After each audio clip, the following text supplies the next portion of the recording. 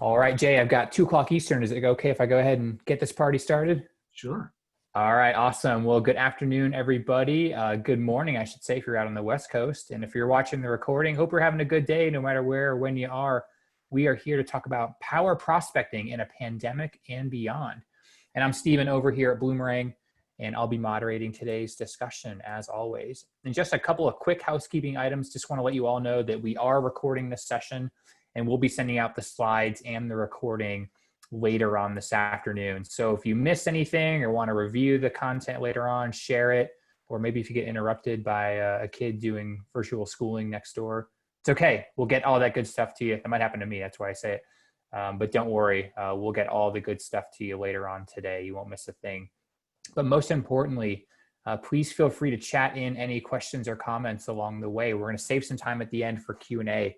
So don't be shy. We'd love to hear from you. Introduce yourself in the chat if you haven't already, but don't be shy about asking questions. We'd love to get to them at the end. There's a chat box and a Q&A box. You can use either of those. We'll get them. We'll see them, I promise. You can also tweet us. I'll occasionally glance over at Twitter, but we'd love to hear from you, so don't be shy. And if this is your first Bloomerang webinar, just want to say an extra special welcome to all you folks here for the first time. We do these webinars a couple times a week. We love doing them. But what we're most known for at Bloomerang, if you're wondering what the heck is Bloomerang, we are a provider of donor management software. So if you're interested in that or just curious, want to learn more, check us out. Check out our website. There's lots of videos there you can watch, and you'll get caught up on all things Bloomerang. But don't do that right now. At least wait an hour, because my buddy Jay Frost is here. Jay, how's it going? You doing okay? Doing great. This is awesome. I can't remember the last time we had you on, which I feel bad about, but I feel like we've been buddies for years. We used to run into each other at conferences when we were traveling. Of course, we're not now.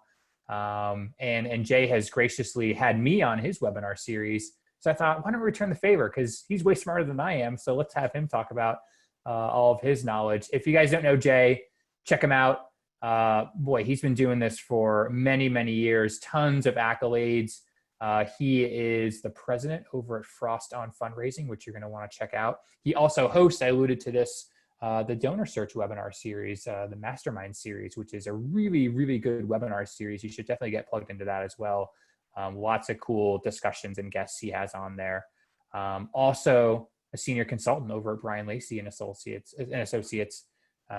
and visionary philanthropic consulting, and our friends over at Gerald Panis and Lindsay and Partners, knows his stuff.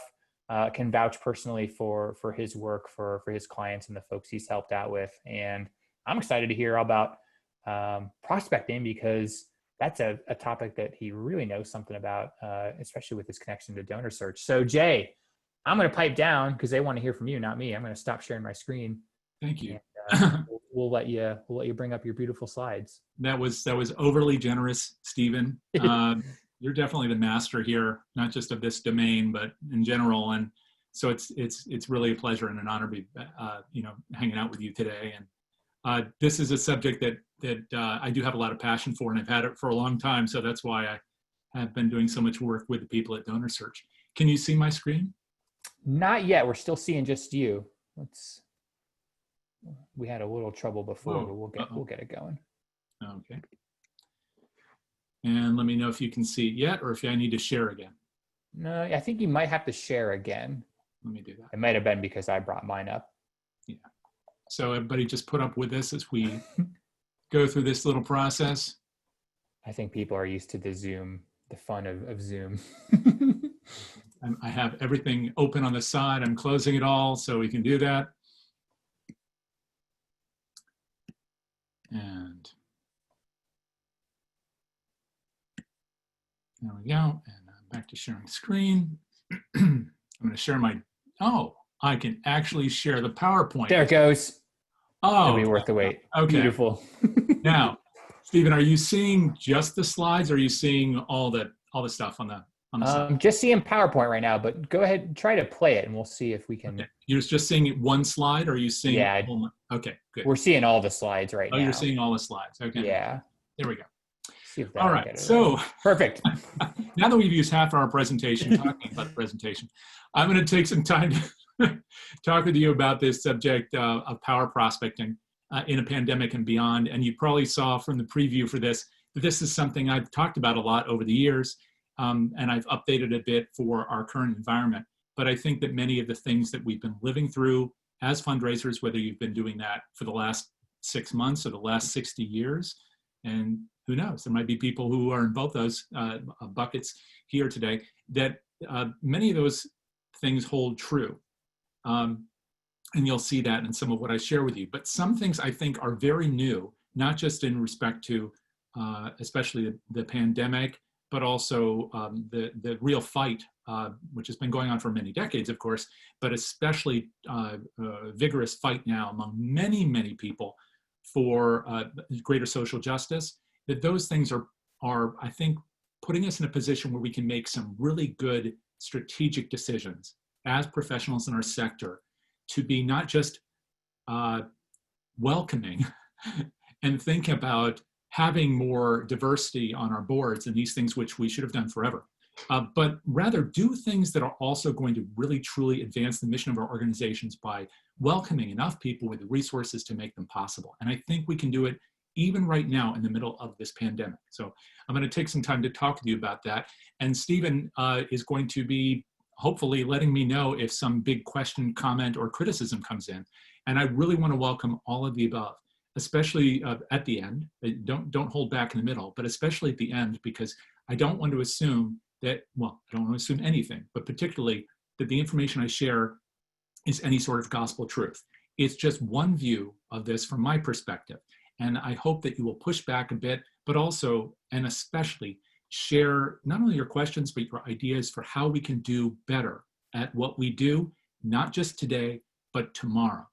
I'm going to start right here with something that probably is well known to everyone, which is that, in fact, I think this is from not this year, but the previous year, from 2018. I should have had the 2019 slide here.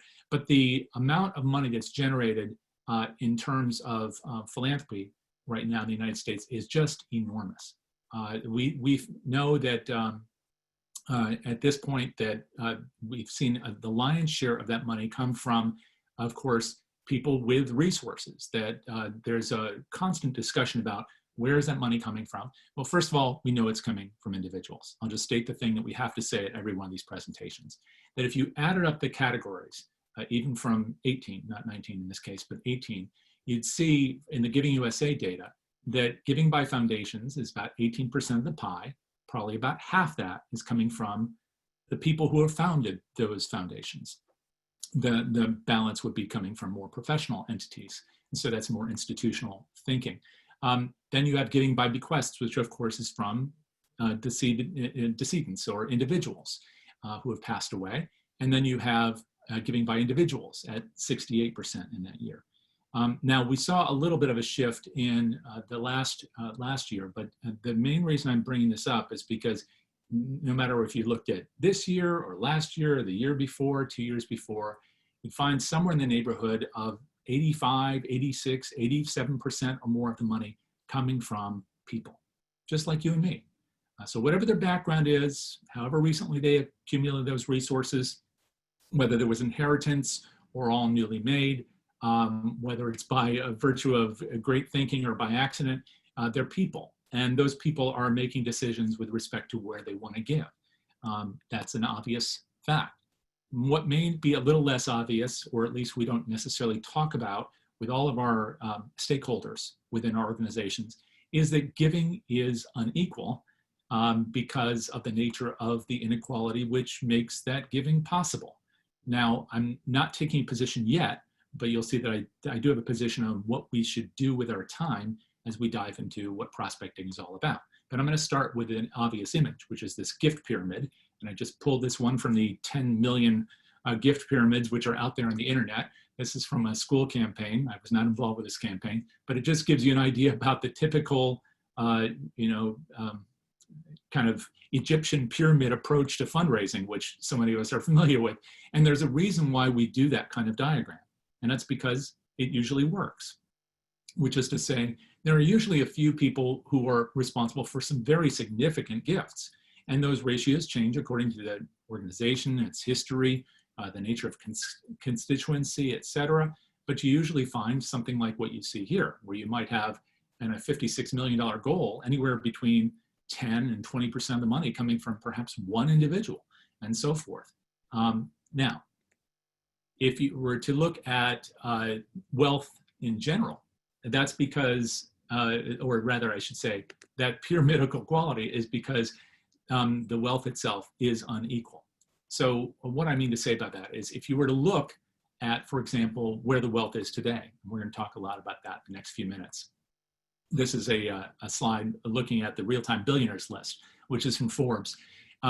The wealth is so heavily concentrated, as we know, and most especially now in the last few months, that it means that those people not only have more resources to work with, but they're also being asked to consider what they wish to do with those resources. So quite simply, it means that in the end, we're going to focus on people who have the resources to give because quite obviously they're in a position to give them. It doesn't mean we don't care about the others. It's a function simply of resources and time. Now, there is a choice to be made here, of course, which I'm going to talk about, but I will keep returning to this concept about who has the money and who doesn't, at least now, as well as where that money might be in the future, because quite simply, if we want to fund our activity, we have to focus on where there is opportunity. And I think there's a very important debate going on about how we want to move forward, which again, we'll talk about together, but how much of our energy we want to spend on what might be described as the base of the pyramid, or all the people that we know and love who wish to make some kind of contribution to our work. And then that small group of people who really can fund the lion's share of what happens, either today or through testamentary gifts. In order to talk about that, I want to start with the pie. Now, okay, hopefully this doesn't make you hungry. And for those of you who don't know, I thought that this webinar was going to be an hour ago. Now, you may be in a different time zone and you may have no interest in food right now, but I think it's important to at least talk about pie, because in the context of wealth and how people distribute it, we often talk about the pie and how well, you know, it's carved up and how equal or unequal wealth distribution is in the country. And I'm going to start with just a comment, which is that I'm talking about wealth today, not income. And there's a simple reason for that. For those who are newer to our sector, there's often a conflation, especially in media reporting on these things we're talking about today, between wealth and income, but they're quite different, of course. Of course, wealth is an asset.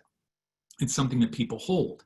It's a store of something, quite literally, versus income, which is something that we receive for either doing some labor or based on an asset or what have you. It's a distribution that comes on a regular basis, and we usually use that to pay for things that we're utilizing right now.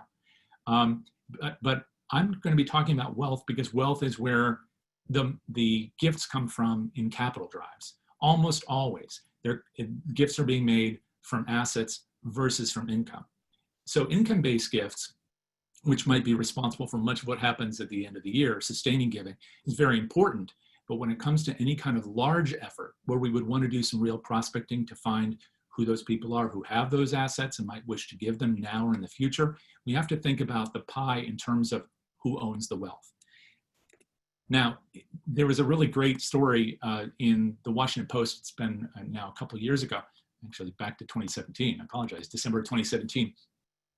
It talked about this, and I love the graphics they put with it. It talked about 100 slices of pie. If you took that big apple pie or whatever pie you like and sliced it up into 100 pieces and evenly distributed it, as if every piece of pie represented 1% of the population or something like that, then that would be equal. Everybody gets their piece of pie. Everybody's happy, assuming people actually like pie. But that's not the way life is. We know that the ultra wealthy have taken more of a slice of pie historically, that the top 1% owns a very, very significant share versus the bottom 90%, and that inequality has continued to grow. This is all pre-COVID.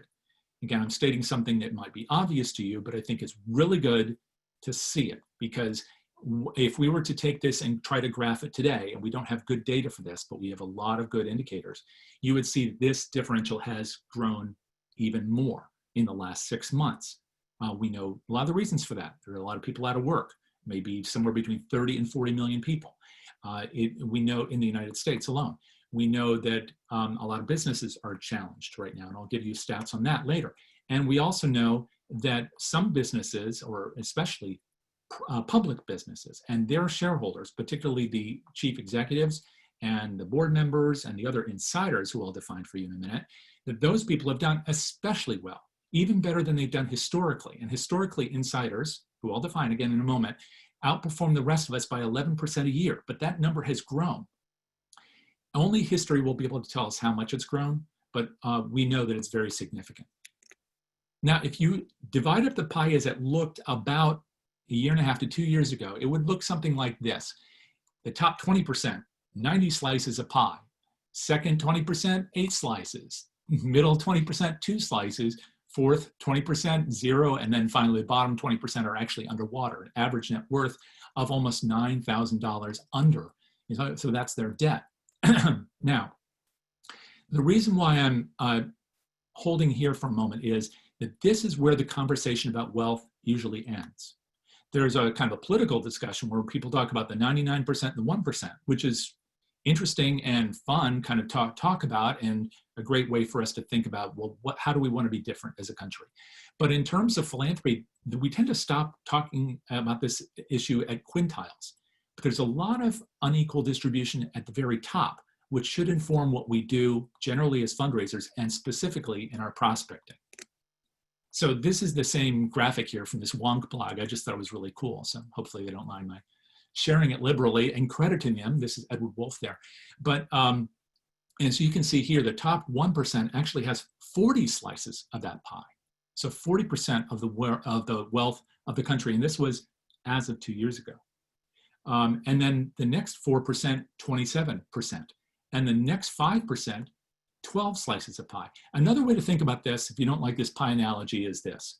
Some of you have children, and some of you don't. Some of you own a house, some of you don't. Around 65% of the country has their name on title to property, but in fact, they don't own it outright. That's a smaller percentage of people who do. So many people are paying a mortgage. The people who have kids know that it's expensive to raise a child, especially multiple children, and it's something we love to do, but there's a cost to that in not just the food and other things that we need for taking care of our kids, but for education. So the reason I'm mentioning that is up at the top, in that top 10%, you have people who have the equivalent of $2.6 million at the bottom tier in their net worth, but they are paying maybe $200,000 or more a year in education bills. And they might be paying for a jumbo mortgage and an additional property. And they might have a past debt associated with business. There could be a lot of things going on that mean that $2.6 million is not really as liquid as it might sound, versus the people at the very top. In the top 1%, and especially the top 10th of 1%, where, as you can see right here in the slide, the average net worth, even the top 1% 2 years ago, was 26.4 million, versus around, again, as they said then, 1.6 million in that next 5%. So this is a very, very big difference between the people who are usually lumped together. And it's a good, there's a lot of good reasons why this happens in our perception. These people might live in the same zip codes. They might drive the same cars. They might work at the same companies. They might even have similar titles sometimes in business if they're associated with a business. So there are a lot of things where the cohorts appear the same. It's sort of like a Friends episode, to draw back from pop culture from the 90s, where they kind of all look alike in a way, and they all seem to live in the same building, but they aren't necessarily earning the same amounts of money. I have no idea what those characters were supposed to be doing or earning, except one was a paleontologist. But my point is just that you can't judge these things or these people because they're in the top 10%, the top 1%. There's a lot going on up there, and their situations are quite different. So understanding that and having some sympathy, or at least empathy for it's going to be important when we then start to say, we're going to serve a lot of people. How do we make sure that we're talking to the people who have the resources to help right now, and then understand that there's a difference between this person over here and that person over here, even if by appearance's sake, they would seem to be kind of in the same cohort, when in fact they may not. This is where we get to a sort of a parting in the road, or where the road, I think of the Robert Frost poem, The Road Less Taken, right? Where we talk about how we could go down one road or another, the road to virgin wood. And, now that poem is often misunderstood. We can talk about that later. But the reason I mention it now is we do usually come to a point where we say, well, we only have so much time and so many resources, especially in our fundraising world. So we're going to have to make a choice here.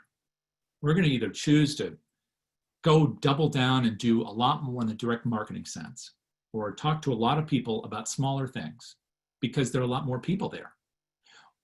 Or we're going to have to focus on our energy and our time on a few people with significant resources.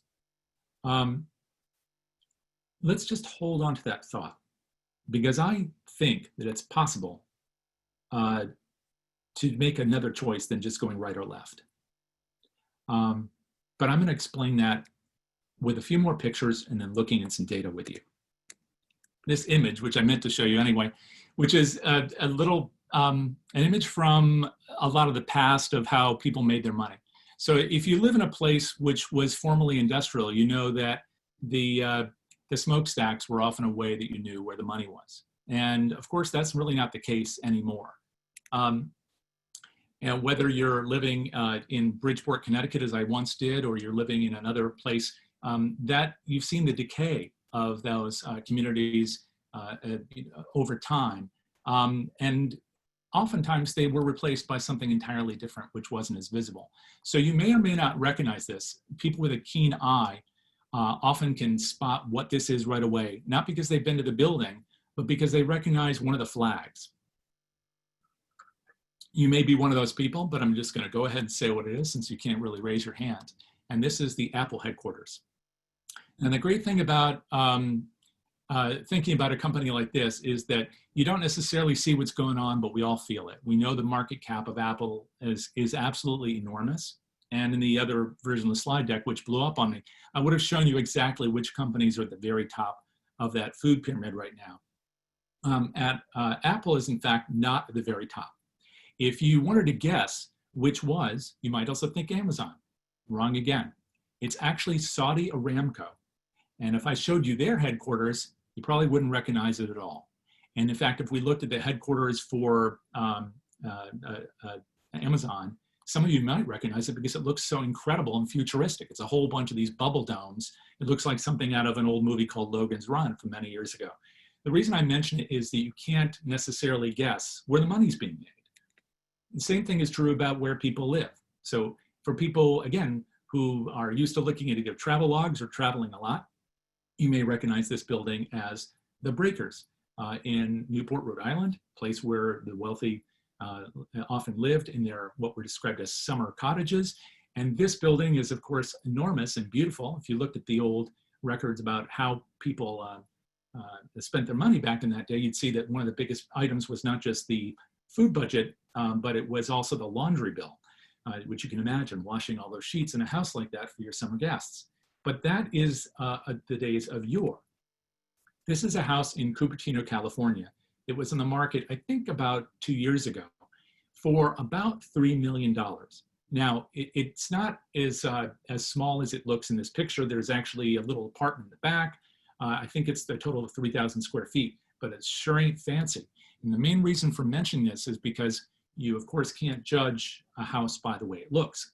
Now, in the version of this presentation I created today that just blew up on me, I wanted to show you also what just happened. Now, in addition to kind of that Saudi Aramco and Amazon experience of going from something which was vigorous and visibly a marker of where money is made to something which is less so, but still a big part of our lives, to this extravagant display of corporate prowess, the same thing is happening in the real estate front.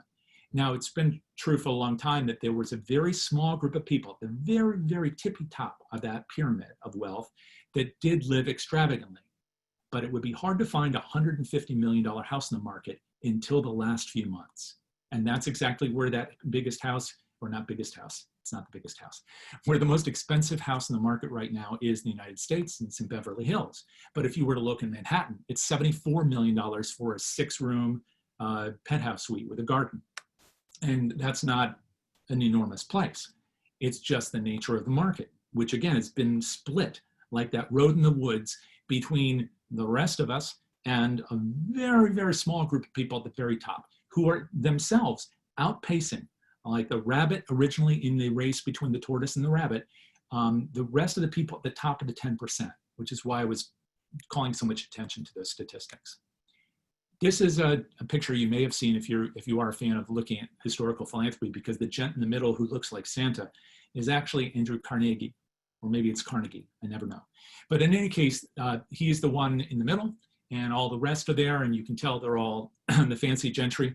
But you wouldn't necessarily know today who the richest people are. This picture is from a few years ago in the state where I grew up in Connecticut. And there are 3 people here. One is a mayor of a town. Another one, I think, is a local pizza shop owner who does some politicking. And the third is Ray Dalio. If that name doesn't mean anything to you, he's in the top 100 people in the world, and definitely in the United States in terms of wealth. He runs a major hedge fund in Greenwich. And he's the guy wearing the really awful Hawaiian shirt. And people in Hawaii have told me that's not a Hawaiian shirt, but it just shows that you can't judge people by what they wear. Now, again, in this slide, you'll have to imagine it, that I was going to show you, you would be able to see not necessarily the clothes that people are wearing, but how different things are beginning to look now, that there's, again, this stripping away of a very top tier of people from the rest of us. And it's become a little bit more visible in some ways, but also more removed. So while the real point, as you can tell in these images, is that one can't judge a book by its cover. At the same time, there are some books that are not available to us in the library at all, unless we're really good at prospecting. So that's what the pie was about. In this version of the presentation, the pie came later. So I'm going to just talk for a few minutes about the giving by these folks. It's really important to recognize that the top 1% are now worth in excess of the 30 trillion when I did this original version. And roughly a third of all the charitable gifts come from the top 1%. In the last study done by Giving USA, that number has risen. And the work that's done by the Fundraising Effectiveness Project makes an even more dramatic point to that. And Stephen's heavily involved in that, so I'm sure he can give us the most recent statistics as we get towards the end of the presentation today. And I don't have a stat here, but one thing I wanted to call attention to is one part of that Fundraising Effectiveness Project data from, I think it was a year ago, which said about 88% of the money, especially in capital efforts, is coming from the top, let's say, 1% of the population. What we're finding in capital campaigns, and we have seen this for at least 7 years, is that in $100 million plus campaigns, as much as 95% of the money might be coming from as few as 2.5% of the population. There are lots of different people joining us today, those who could stick around while I try to make PowerPoint work.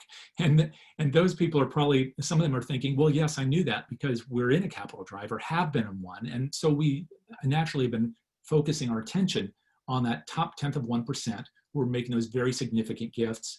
And they're doing them to lots of different kinds of things. But there are others who are saying, well, we don't have those kind of people in our midst. Or how do we find people who are really interested in giving to us? And we haven't seen that kind of thing here, and we don't even have a goal that large. These are all really important considerations, and not just for one group or the other in that situation. Where COVID puts us is in a position where I think that people are reevaluating where they give, and also reevaluating who they're asking and for what, and over what period of time, and in what ways.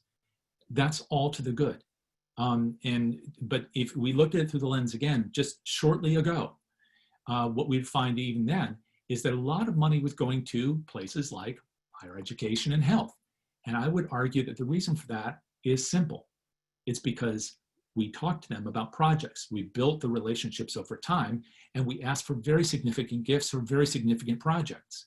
So there's a debate right now in philanthropy, and it's a very vigorous one and an honest one, about whether or not in philanthropy, the richest people should be deciding where all those philanthropic dollars go. If there should be more equity introduced by changing the nature of decision-making in philanthropy. There should be pressure, for example, on foundations, more diversity on those boards, that people who have massive amount of money, they should pay higher taxes, that if people are going to give, there should be some kind of advice provided to those people where those dollars can go, or it should impact tax deductibility. There's a range of discussion about this, especially about decolonizing philanthropy.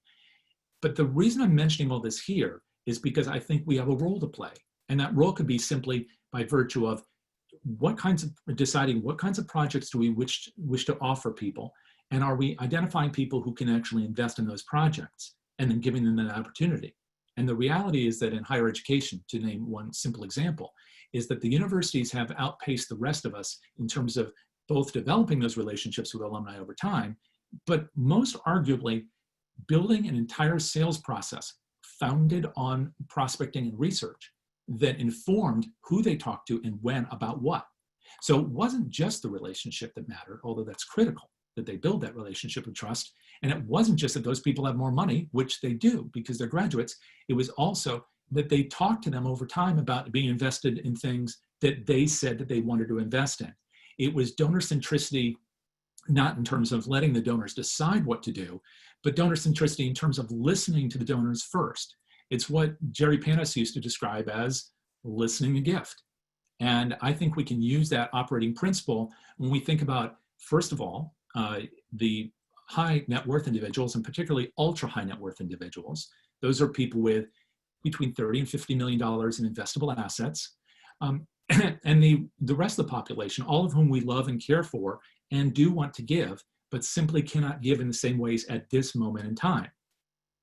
But if we choose not to say, you know what, it has to be one or the other, but it can be both, we can start to do some prospecting in a way that allows us to build a portfolio of people who do want to give in lots of different ways, who don't have the same level of resources as the philanthropic market changes. So again, I'm going to focus first on the money because that's where the money is right now, and especially now. But I think it's really important that we get our gears moving towards not just hitting everybody who's below a high net worth individual level, or below $1,000 gift level. You pick your metric, and just hit them with mail or email until they just give up and run away in fear. But instead, find ways to truly and honestly and sincerely cultivate relationships with them so that as they emerge as people who can make greater investments that are closer to the heart, that they will do it with us. And that will mean that the other areas of interest will take a greater role in their philanthropy. And it won't be just all higher education and healthcare anymore.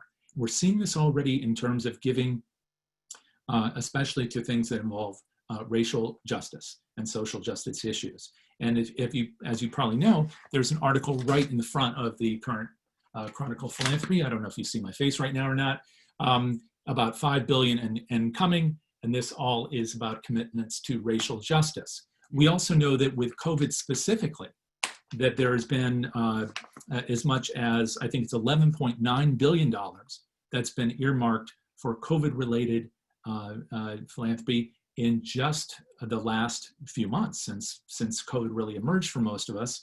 And that is coming not just from individuals, although that's true, but also from corporations who have been laggards in terms of giving, usually about 5% of the pie, as we talked about. Now it's much more significant.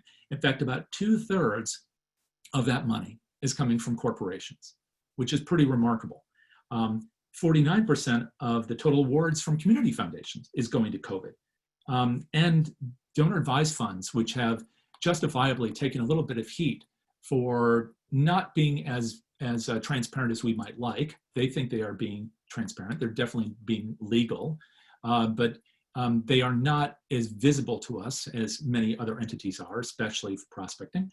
But they have given themselves $453 million for things related to COVID in just the last few months as well. So lots of money is coming from places where it didn't before to things where it didn't go before, largely because the goals are bigger, they're building the relationships of trust, and they're asking at the highest possible level. rather than asking for lots of little things from lots of people and never building relationships. That's a lot of explanation on one simple slide, but I think it's important to discuss.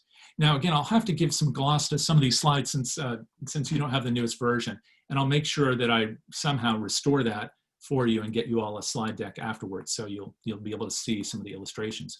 But this is just a way of showing you that, at least again, as of a couple years ago, this was a 2015 map, but it's very similar today, that the distribution of the top wealth holders, ultra high net worth individuals, is across the country. So whether you are in New York or California, where we tend to talk about that stuff, maybe Illinois or Texas or Florida, in fact, it's really true everywhere. Maybe it's a little tougher in Alaska in terms of the distribution of these folks, but also the population density is smaller in Alaska, or lower in Alaska. So quite simply, there's wealth everywhere if you know where to look for it, but it's only in the hands of a few people right now. So again, as we take our journey down one path and then hopefully the other as well, we want to make sure we focus on where the money is, and as well as who has it. Now, I'm not going to talk about Hawaii. I pulled up a Hawaii deck for you. But in fact, just to show you that there's a lot of ways of getting this information relatively cheaply or for free. Home Snacks is one way you can do this right online, right away. If you want to just check and see what are the top richest neighborhoods, streets, cities in your state, you could do it right now just using Home Snacks, which is the goofiest title I know of a website. And whenever I show this to people and update it, usually that day, for audiences, it's usually surprising because we know our towns really well, but it's sort of like the pictures I showed you at the very beginning. We don't necessarily know everybody as well as we think we do. And we don't necessarily know every street as well as we think we do. So just for fun, next time you meet with colleagues in the office, go ahead and take a look at something like Home Snacks or the other resources I'll show you. Pull those up and just first of all ask them what they think the pockets of wealth are, and then you'll find that some of them they know, and some they're just wrong. In the case of Hawaii, in case there's anybody from Hawaii here, these were the 5 that were listed. This is a place I want to introduce the different ways we can do prospecting, and I'll start with prospecting 1.0. Quite simply, this is something I started to do a long time ago, and it started with the Sushi Club. And the idea was simple. We wanted to get a group of people together and talk about, back then it was Japan. It was a contentious time for US-Japan relations, and there wasn't a lot of information about Japanese companies, their principles, and what they might be interested in. I was working as an international fundraiser, and I was with a US-based institution and trying to figure out where the points of opportunity were. And so at the same time, I was also had a lot of interest in Japan. My wife is from Osaka. We started meeting with other people over dinner in a local restaurant, and that group blew up. And there were 150 people on our mailing list back when people actually mailed things by mail with stamps. And then whenever we had a meeting, which could only be 40 people in the restaurant, it was always overflow. And it was a chance for people to talk off the record, which is a Washington way of saying nobody's supposed to take notes, but everybody does. What really happened, though, was it allowed us to have a relationship over breaking bread, or in this case, breaking sushi. And we could really learn about things that were never available in books or online. That continues to be true today, not only with Japanese information, but almost all sorts of information. So there's a huge amount on Google on everything. But the really good information usually is down to a few sites, some of which are free and some of which are for pay. The great part about this, if you have whatever is your version of the Sushi Club, meaning your network of individuals with whom you share information, not in a surreptitious spy-like way, but just like a common interest. What are we interested in? What do people care about? And then they naturally start telling you things about people. That could be anything from board members to staff, faculty, alumni, current students, volunteers, donors, grateful patients, lots of different people, but also the entities where information is exchanged in the course of business, government, business councils, chambers of commerce, but also the people who are researchers professionally, think tanks, scholars, journalists, other researchers. All those people are just a wealth of information. The problem, however, is that limitation of geography or knowledge or technology. If having a group like that. So on one level, you can do a lot by just the old-fashioned way of getting together. And I would encourage people to do that, except now doing it this way, technology permitting, where we can have a conversation and then learn what we can from one another. But at the same time, we're doing that and holding dear onto that because it's so important. We have to go beyond. So that's prospecting 2.0. And there are 6 markers for philanthropy that are really informing how we know who has the money as well as who has the interest. You can tell I'm doing this pretty quickly now because of the problem we had earlier.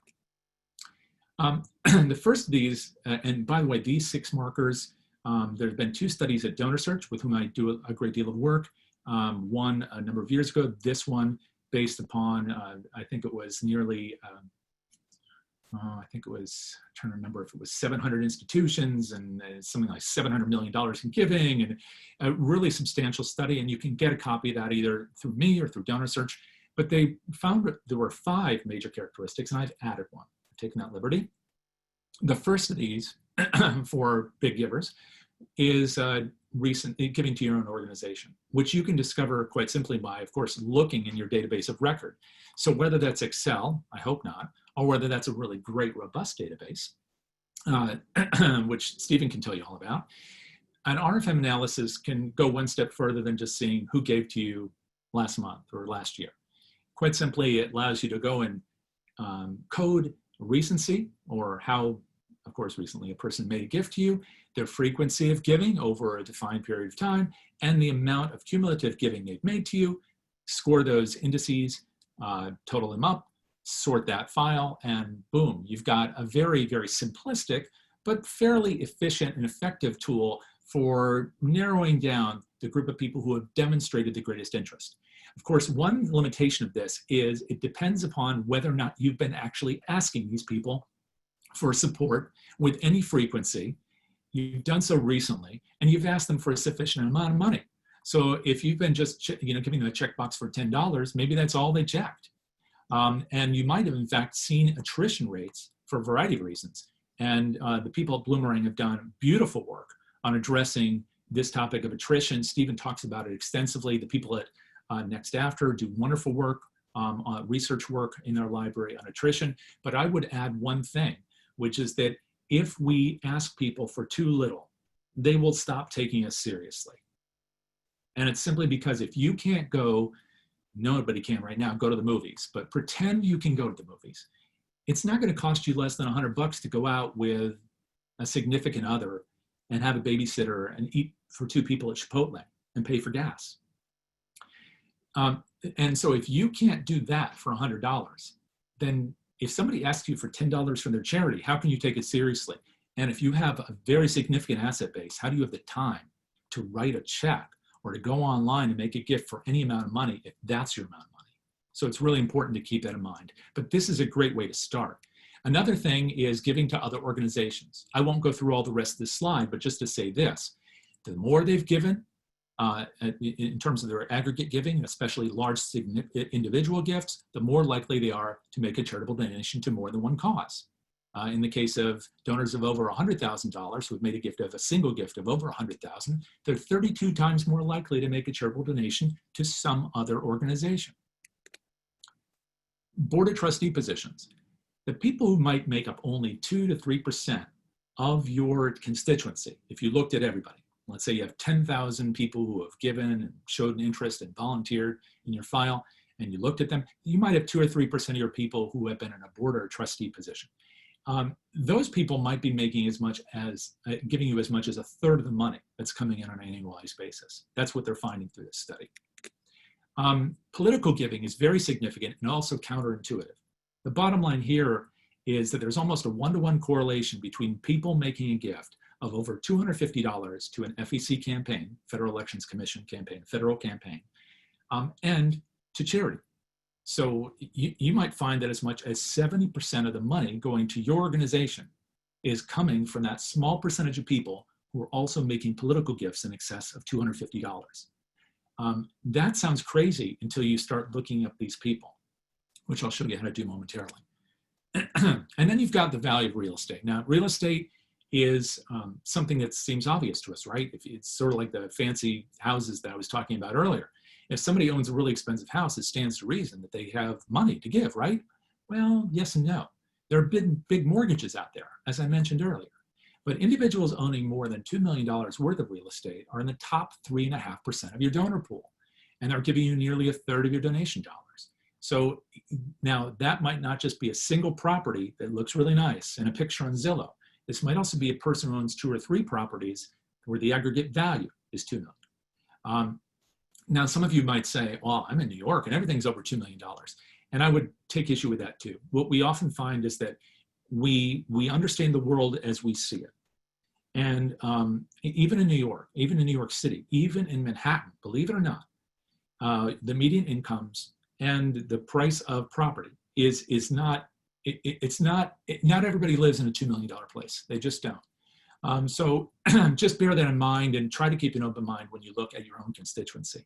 But it's also important to note that when thinking about this as a prospecting tool, that about 65% of your people are going to have their names on property, once again. So it has value, but the value is somewhat limited in terms of narrowing your prospect pool. Corporate leadership is different, and this is where I add a little bit. So donor search has definitely identified the presence of business ownership as being key, and it is. But one thing I would point out is that if you look at the composition of estates by assets, you can see what happens. The richer people are, the more important stock becomes. And I wish I could show you the slide I prepared to just show you some of the data on the most recent, what's happened to the stock market. But the stock market, if you didn't know it, has completely blown up. That people sold off like crazy right at the start of the pandemic, when most of us either were out of work or starting to work from home. And then it grew dramatically. And now it's almost at the highest point again in human history. So you've got a huge percentage of people unemployed, the most since the Great Depression. And you've got a small percentage of people whose accumulated wealth is greater than it's ever been in the history of humankind, excuse me. This is really important. And if we can figure out who has that money, both the companies that are private that have grown a lot and may go public, and the companies that are public where the top executive leadership and their insider owners are all visible, that can be very helpful to us to identify people, to prospect, and to understand them, to research them. So who are these people? They're not people who own 5% of a company. I want to just put that aside. They're people who are in policymaking roles. They're directors of public companies, regardless of ownership. They own 10% or more of any class of stock. And they own Rule 144 stock. This is stock that was a distribution when the companies went public. The main reason I'm mentioning all that is because I want you to know what the value of this very small group of people, who is definitely under 1 million individuals living in debt going back to 1985. These people, like to use the most crazy example, like the CEO of Amazon, who's now the richest person in the world, are rich because of their stock. But because they hold the stock in a way that's so substantial, they have to file with the government to indicate what they're doing. So you can see salary, bonus, board service fees, other compensation, retirement plans, their holdings, their options position, and information about their career and other affiliations. You can learn a lot of this by looking, and again, my apologies for an old slide, but if you were to go to CNBC, which you could do now, you could go in there and look up a company. When I prepared this slide earlier today, it wasn't Blackbot anymore, it was Salesforce. And you'd see that same arc, crash and grow. Never truly crashed at Salesforce, but the growth has been dramatic. We're using Zoom today. Zoom has cooperated where PowerPoint didn't, and that growth has been tremendous. Microsoft, as much as we all like to beat them up, Microsoft is still in the top 3 companies. So it's very interesting to look at the stock trajectory, but underneath that is the insider ownership. So you can see how the company's doing, but you can also click a little button here that talks about insider activity. That insider activity will tell you about the individual directors and officers, and you can see their shareholdings and their current value. And if you want to look a level deeper, and I hope you will, this only takes you 5 minutes to look up on an individual. You could go to the SEC site, that's Securities and Exchange Commission, or sec.gov. You could go to EDGAR, which actually does stand for something, Electronic Data Gathering and Retrieval. It's just a nice little trivia note. And you could look in there for any company like Apple. Just type Apple. You don't even need another ticker symbol. Search them. Look for the one thing that's going to give you the best snapshot in time. Now, if you're a researcher, you know that you go a lot more in depth than this. So I'm doing this mainly for our colleagues who aren't aware that this is possible. If you are not a researcher and you have a researcher in your shop, collaborate with your researcher on this, because they're going to give you a level of detail which is much greater than what I'm about to show you that you can do in 5 minutes. If you don't have a researcher, hire one. If you can't hire one right now, do at least this. At least know this about anyone who's an insider in your file. Look up the name of Apple, look up a Def 14A, which is the proxy statement, which you can find, and then click Def 14A, boom.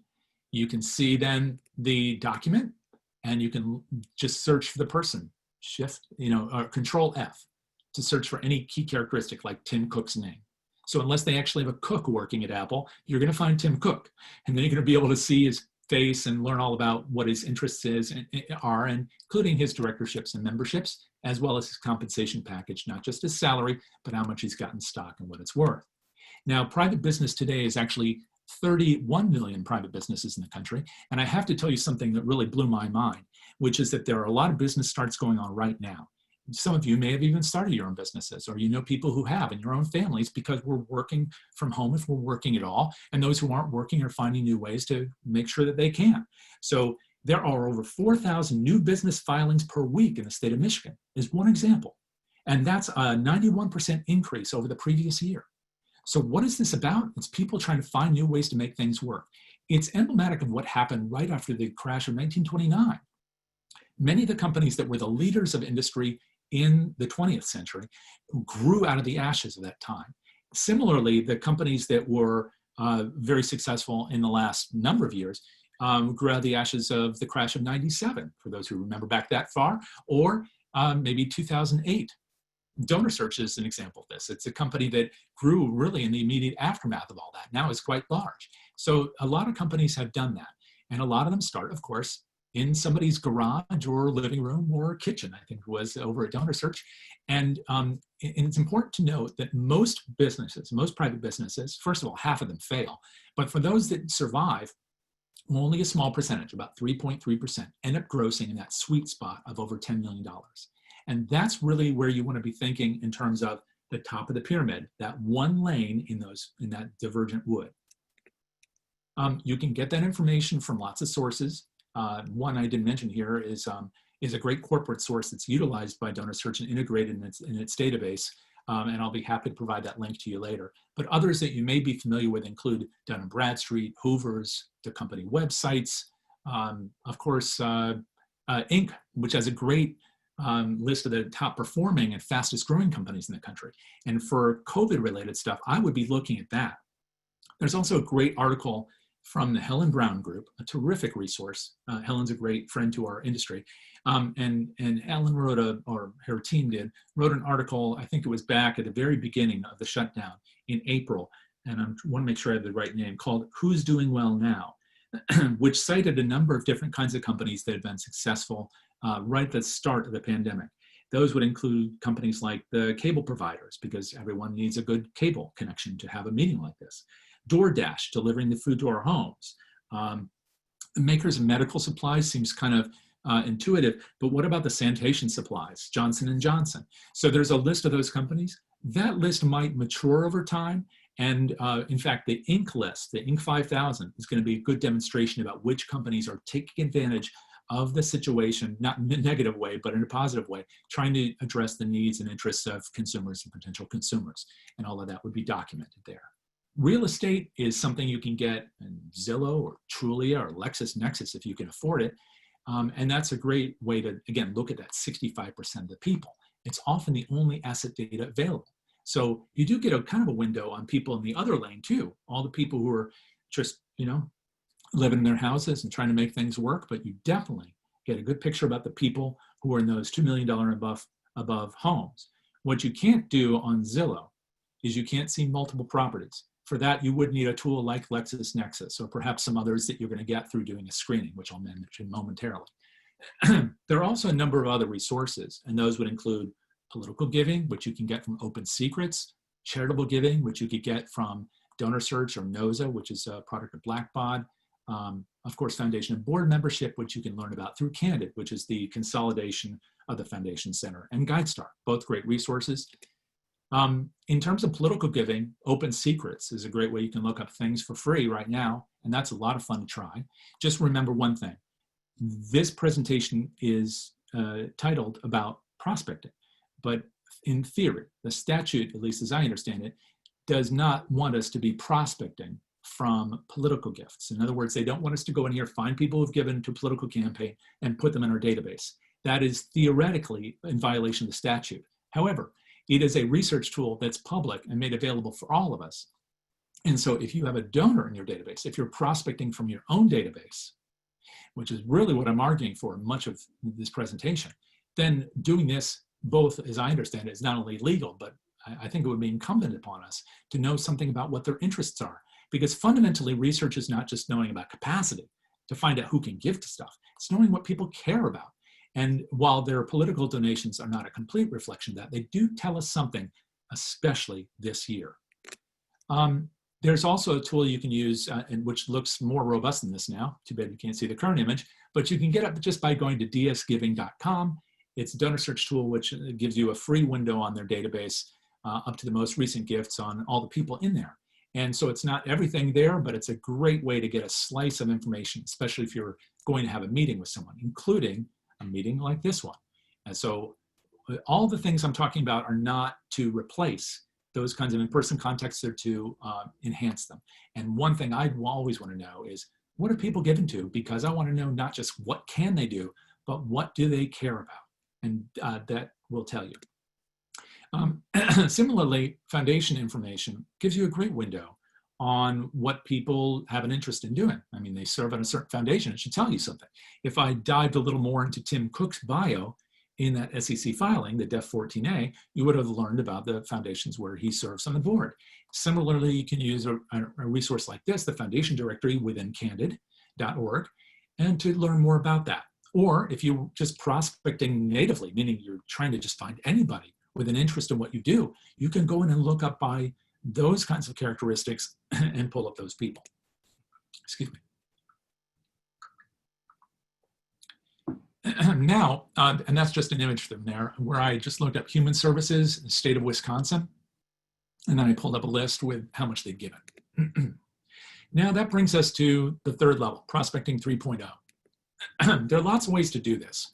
And those can include using tools like Axiom Personics, which is the backbone of the Worth mailing list, CQ Roll Call, which helps you identify which sites you want your banner ads to appear on that are focused on the right kinds of people, the people who have resources and interest. So they put your ad, let's say you're Save the Children, and you want that right in front of people, CQ Roll Call would help. And Donor Search has a marketing list function, which would allow you to go in there and also look up that information and be able to look up a finite group of people. So you could say all the people who have given over $1,000 in this 3-digit zip area to this particular kind of cause. It's a very, very inexpensive, quick way to find a small group of people who are already demonstrated to give at a very high level. And then you can use other resources like AccuData or AccuList, which are list brokers who will sell you lists from specific individuals specific charities, although those tend to be lower dollar donors, so more on the other lane, if you will. And then finally, you have people who aren't just brokers, but they're consultants in the space, like Brian Lacey is at Brian Lacey and Associates, where he and others like him will help you to figure out who you're really looking for and then get a list of those people. So you're not just trying to rent a big list somewhere for a lot of money. You're not just trying to buy a list and figure it out on your own.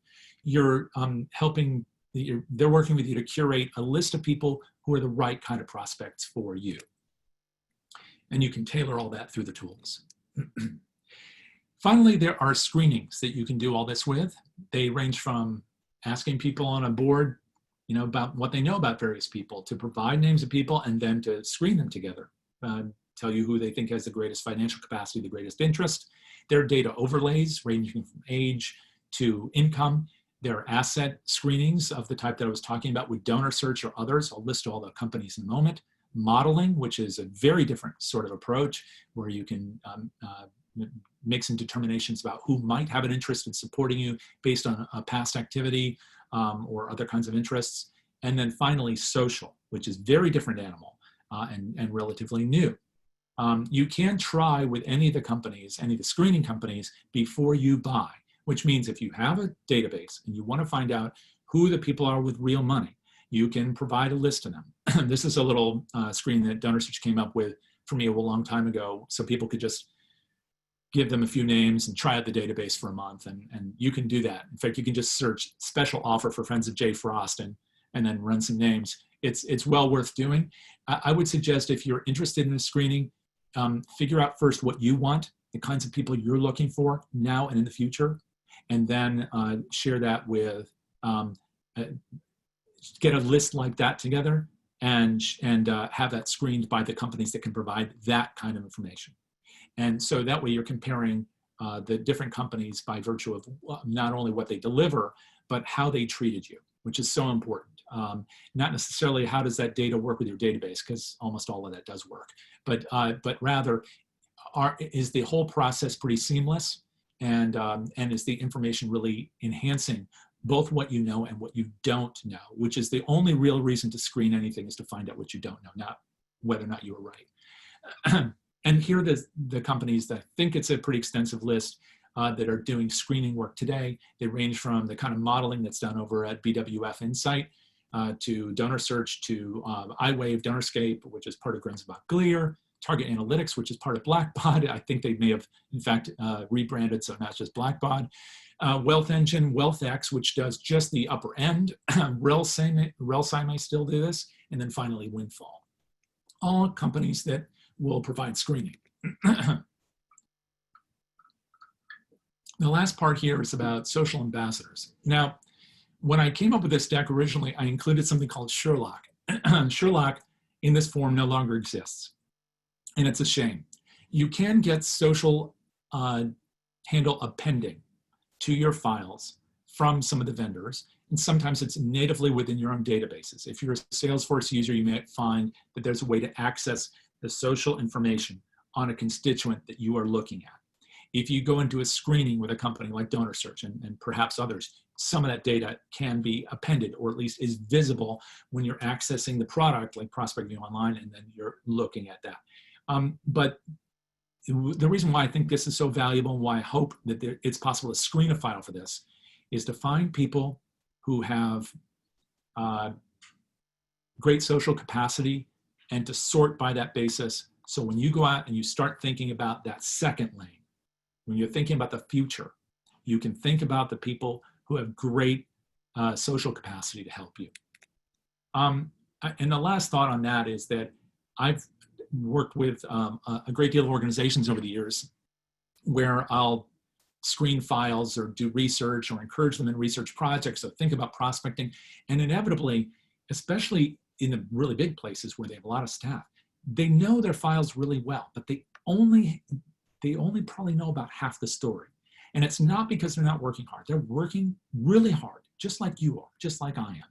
But they just can't see it all. It's not possible. So what a screening might do is allow you to prospect among your own file to see what you've missed, and then to be able to explore it. And the reason why I provide this image is that one time in delivering this kind of data years ago, I remember, but this image has always been burned into my mind. I was at an Ivy League university showing their results, and in this case, just showing securities data. And the faces of everyone in the room, which was filled with major gift officers, all of whom were a lot smarter than me, were blank. And at first I thought, am I looking at the wrong file? Which is the worst possible thing. But that's not what was happening. They did not recognize the names. They simply didn't know their own alumni who had great value. And I've seen this time and time again.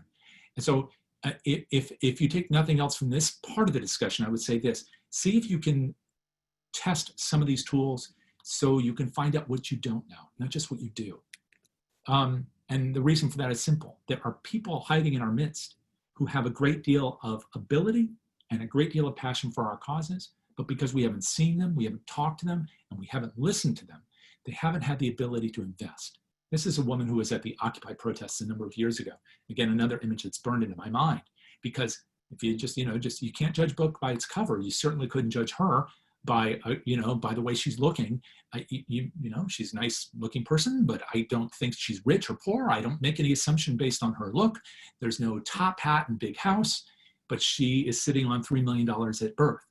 And after this, if she's still holding that money, it's a lot more than that. What I couldn't share with you today, unfortunately, because of the slide deck issue, is that I think we have another opportunity as we think about not just how do we prospect from our own constituency, the people with a lot of assets today, but also the people who are either growing their assets or their assets are less visible to us because they don't hit one of those 5 markers, particularly people of color.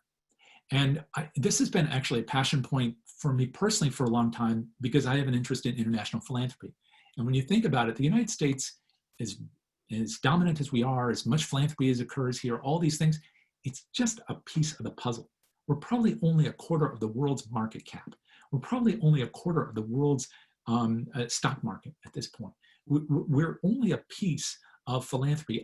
Just one example is that zakat alone, Islamic philanthropy, the devotion that people must make as observant Muslims, is over $500 billion a year, and I never hear anyone talk about it here. We need to find out everybody we've been ignoring, not just because it's the right thing to do, but because it's essential for our survival as nonprofits. So if it sounds like I'm hectoring now, it's because I think it's important that when we go back to our friends and colleagues, we say, well, here's some tools and here's some ways to understand our people better. Here's a few more people with money, and we should do that. Because if we don't, we're going to miss this moment in time where the stock market's huge. But if we don't also simultaneously think about the people whose wealth is growing and will eclipse that of those people within 20 to 30 years, we will have missed building the relationships that will change the nature of our organizations, make them more effective, more inclusive, more diverse, because that makes us better as well as more successful. And the only way to start that process is to start listening to them now, to start researching them now, and to make sure that we're collecting information in an appropriate way on those people so that we can build them into the conversation we're having about what philanthropy should look like in the days ahead. Stephen, is there anybody left? Oh yeah, we got 100 people in here. That was a good one, Jay. I've been just bookmarking the last 20 minutes, all those sites. That Sherlock one, I never heard of that one. That one looks really cool. Yeah, and Sherlock is, again, is it in, is it out? Hard to tell. It's okay. This has happened a couple times with these companies, we'll see. Well, that's all right. We know how it is in the tech world, but yeah, the free tools, or at least the list of tools, not all of them are free. That's okay, but that was worth the price of admission. But Jay, this was awesome. Thanks for hanging out with us and sharing all your knowledge. And we got your contact information there. I know we're a little bit over, so I don't want to keep people too much longer, but can people reach out to you? Is that cool with you, Jay? Absolutely, yeah. And I'll be happy to, reconstruct that and send that out to you and share it with anybody who wants it.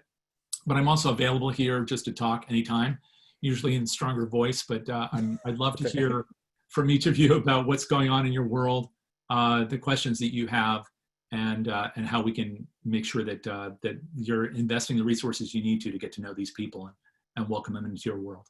I love it. Yeah, definitely reach out to Jay. He's a wealth of knowledge, great guy, and got that good webinar series, the Mastermind series, over at Donor Search. If you just search for Masterminds webinar, you'll find it, right, Jay? It's pretty easy to find.